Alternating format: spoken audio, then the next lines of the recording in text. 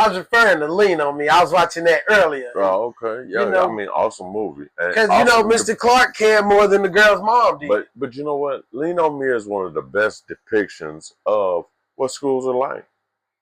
And the way society has eroded, schools are a microcosm of society. So everything that you see in society, you're going to see, you know what I mean? So society is hypersexualized. Our kids are hypersexualized. We got 6th graders passing out their nudes. What? Yeah. Stop there! Stop! No, I can't.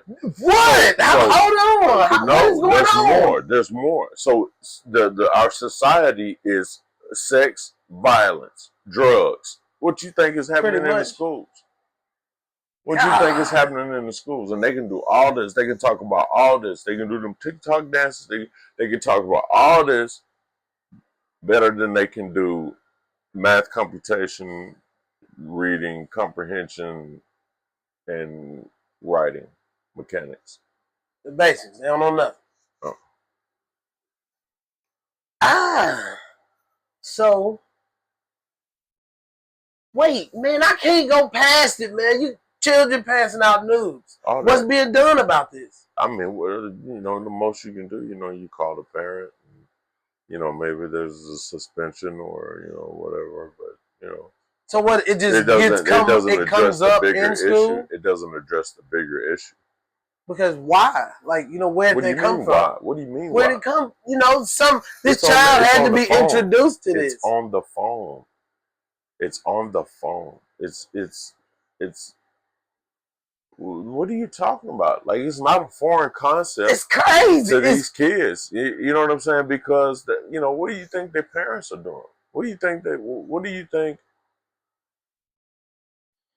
Well, I try not to, you know, sit them in front of the phone and leave. Overexposure is what the issue is. You know what I'm saying? Getting too much. Too much. Too fast.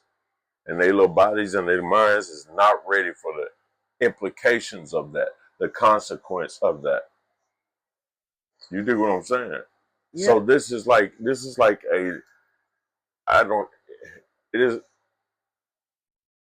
a pervasive mentality. Okay. The phone is like the predominant influence. It's good. It's Sodom and Gomorrah on the phone. It's Babylon on the phone. America is the Babylon.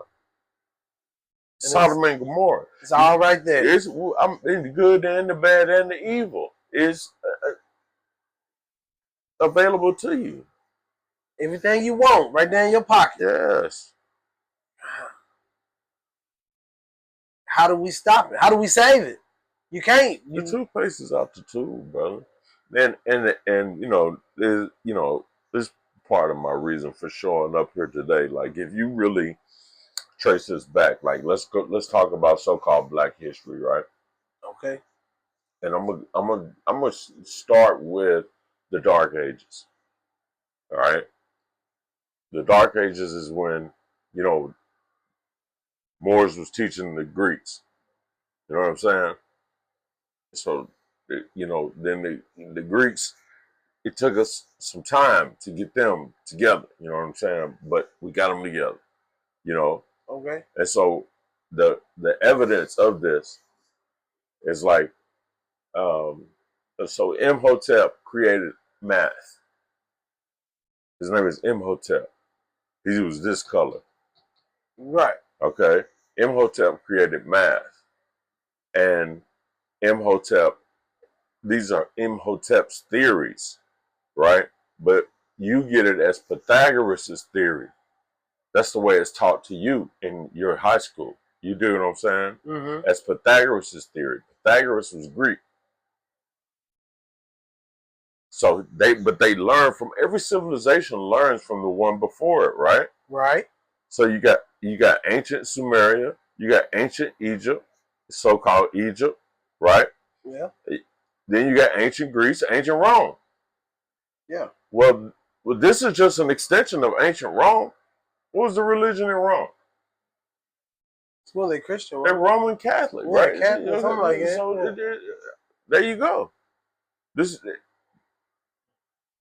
They're just telling their story. Right. And so it has always been that capitalism and religion go together. You know, if I go to war with you, then I take over your country. The first people I send to restore the country is the people with the Bible. You know what I'm saying? Right. You know, because that's how you kind of take over them. While I take your resources. You know what I'm saying? Take your natural resources. Man, that's just history over and over again. Yeah, but when we talk about so-called black history specifically, this is what I wanted to focus on. Like, so you go from the Dark Ages to the extension of Rome, to the invasion of America, of the Americas, right? Well, Hispaniola first, and then the Americas. So you started invading dark-complected people around the 1400s. Okay. Okay. So there's an invasion. Boom. Right. And so that whole operation takes place until the 1800s. Okay. 400. According to them. Right. Until the 1800s. So 100 years from 1865 to 1965, we go from slaves to Malcolm, Martin, Medgar. 60s. Yep. You see what I'm saying? Well, you know, even in the from the 20s was the Harlem Renaissance. So you got the Harlem Renaissance in the 20s. Then you got the 40s where black businesses are thriving, barbershops. You know what I'm saying? We doing the plumbing and the HVAC and all that type situation, right? Right. All the way until the 70s, right? Yep. Okay. So 70s, they shut those programs down. 80s, they hit us with the crack. Never recovered from that. But before crack, there was heroin, and you know, blacks still made it. Crack. When they hit us with the crack, that's when there was zombies on the street. You remember that? Yeah. You remember that? I remember, yeah. Okay. We saw that. Okay, right? We saw that. Okay. So then you had the gang era, right? 90s. Then 90s, right? Then 2000, secret meeting in hip hop. They turned the music. They weaponized the music to set up the pipeline to prison. You know what I'm saying? To privatize prisons. Bam, slavery all over again. Got your ass. And now they got to do nothing. Right? So they making 30, 40 cents a day in there. That's a slave, right? Okay. So then they hit you with social media.